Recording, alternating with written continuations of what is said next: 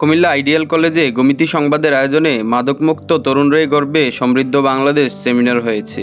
বৃহস্পতিবার সন্ধ্যায় কলেজের অডিটোরিয়ামে এই সেমিনার হয়। সেমিনারে কলেজের শিক্ষার্থীরা অংশগ্রহণ করেছে।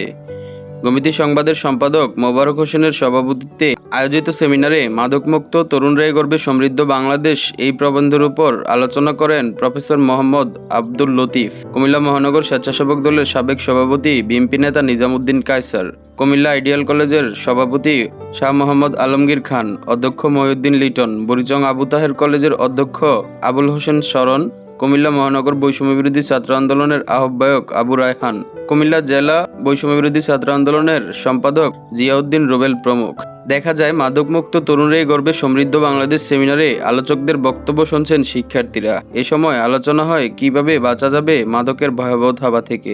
আলোচকদের সবার বক্তব্যে ফুটে ওঠে যে তরুণ মাদক থেকে দূরে থাকবে সেই একটি সমৃদ্ধ বাংলাদেশ গড়তে পারবে। পরে এক ইফতার ও দোয়া মাহফিলের মধ্যেই সেমিনার সমাপ্ত হয়।